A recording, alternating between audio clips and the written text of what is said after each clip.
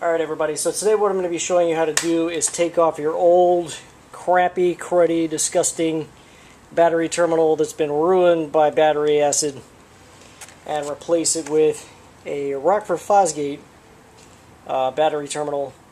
I'm doing the positive side. I think what was going on here was the battery was just getting old and it started to leak some battery acid onto my battery terminal and ruined it, which kind of pisses me off because this is my Corvette, man, my nice car. You know what I'm saying? So that's what it normally looks like, and as you can see, this thing's just destroyed it. Shitty battery. I actually had to cut it off because I couldn't get the nut to loosen up. And I actually had the battery terminal protector stuff on there. I had actually cleaned it and applied that a couple times with this battery. I guess it was just leaking acid from the post, and that's what happens. So now I've got to replace this. I could buy the factory unit. I've seen it online for about $100, but it's part of the wiring harness, so I'd have to pull this whole part of the wiring harness out. It would be a big pain in the butt. So I'm actually going to go with an aftermarket unit. This is what I've picked up. I got it on eBay for about $15, including the shipping. And this is actually an upgradable unit, or an upgraded unit, I should say, because it will allow you to put the, let me just a second to open it. It will allow you to add, you know, like any aftermarket power systems, for example, an amp, if you want to put an amp with speakers in your car, which I will do eventually. It's just not a priority at the moment. But as you can see, you've got the battery terminal here. That's where it's going to go onto the post, and your connections there, and the bolts where you tighten everything down on the left and right side, and a nice little cover to go over top to prevent from, you know, any arcing or anything like that. So the first thing you've got to do is get this old piece of junk off here, and the way I'm going to do that is I'm going to take some side cutters or something like that. I'll show you what I mean right here, and I'm just going to kind of very carefully try to cut this in that sort of motion without cutting any of the wiring. Alternatively, you could cut this little sheath off right here because obviously you're not going to use that, and then just cut the wires really close to the crimp point, but I want to retain as much of the wiring as possible so I have as much slack in the wire as possible. So that is going to be my approach to it. You do it whatever you think is best for your car and your situation and how you're going to be setting it up. So, like I said, first things first, get that rubber part out of the way. There's another heat shrink right here. I'm going to get that off. I'm sure you probably aren't at the best angle to see what I'm doing, but try to bear with me. Okay, so there we go. We've got the two protective sheathings off. You can see the two wires are going into that crimped piece, and what you want to do is kind of either try to open this up so you can get the wiring out, which may be another course of action, or just kind of try to pry it open or slash cut it open to get that out of there. And I would try to maybe use a rag or something if you're going to touch this like I am, so you're not getting battery acid all over your fingers like I am, or a pair of gloves or something. Might not be a bad idea there. So I'm going to wrestle with this for a few minutes, then show you how to reinstall the new part. Alright, so actually I started messing around with this thing and I noticed that some of the cabling was actually already frayed a bit. So I was like, you know what, to make sure I have a really good connection here, I'm just going to go ahead and cut this off and reinstall the new piece with a fresh connection there. So I've got this out. You can see I'm going to just kind of clean up the edges here. You see how I've got a couple just kind of straggly pieces sticking out. I'm just going to kind of bring that flush with the rest of it there with my side cutters. And then what I've got to do is cut back a little bit of the sheathing. And parts just went falling out. That's awesome. Ah, crap. Yeah, don't do what I just did. Drop all your parts. So I'm going to have to go find my parts. I'll be back. Okay, so the parts that actually went flying are these little shims here that I'm not going to be able to use anyways, really, because my cable's too thick. So what would happen with that is you would shim it up, slide this over the cable first, then slide the cable in with this little open piece towards the your Allen screw here, thereby giving the Allen screw more to bite down onto.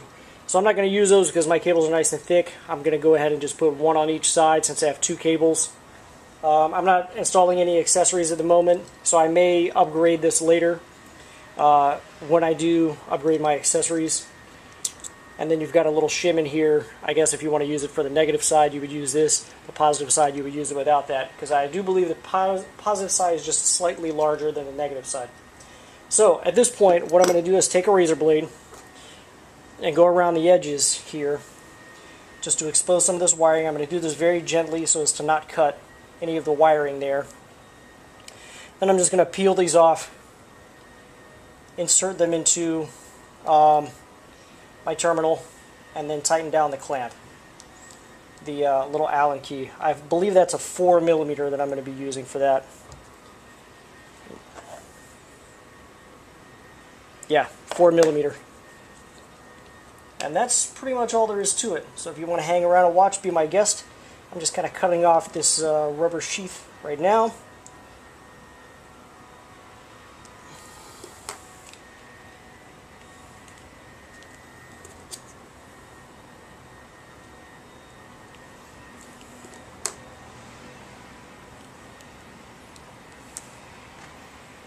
Okay, so you got your wire out.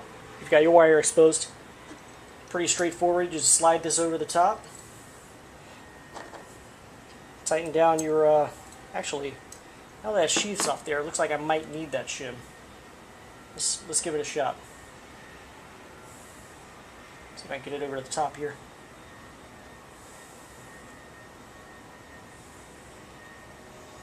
Yeah, okay. So I am going to end up using those. I'm going to have to go locate the other one. It's down on my floor somewhere, out of my garage. But there we go. And just slide this in. Looks like I have to loosen my Allen key a little bit. I'm sorry for the camera angle. You probably can't see that too terribly well. But yeah, there we go. Make sure this is good and snug. You don't want this coming loose on you. This is obviously your battery connection. So get that nice and snug. And then do the same thing for the other side. And all you've got to do is reinstall your battery from there. So I'll show you what it looks like once I've got the battery installed. And you're ready to roll. Okay, so you've got your new battery connector on. You've got your new battery in position. The next thing you want to do is grab a little bit of battery protector here and put it on the terminals. This is going to try to help prevent corrosion, like what happened before. Nothing's going to prevent what was going on with my stuff, because obviously that was due to a leaky battery situation rather than just normal corrosion and whatnot. So if you don't have some of this stuff laying around, if you have like a little Vaseline, that stuff works too, / petroleum jelly.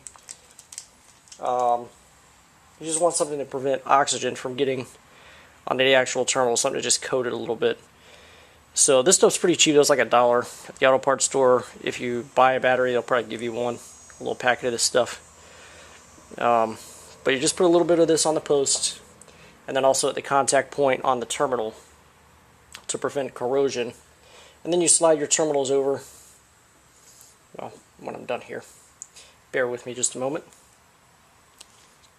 I'm going to put some up inside here as well, just to kind of be sure that getting it all over all the contact points, and I'll wipe off the excess later with a rag.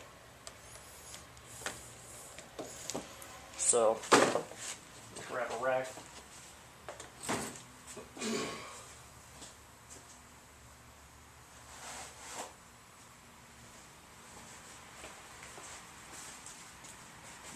So yeah, after you've got your petroleum jelly in, install the negative battery cable first, then the positive.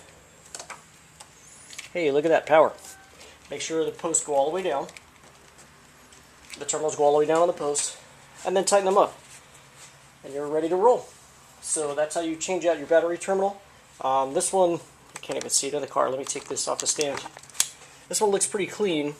Looks a little better than the factory unit, I think.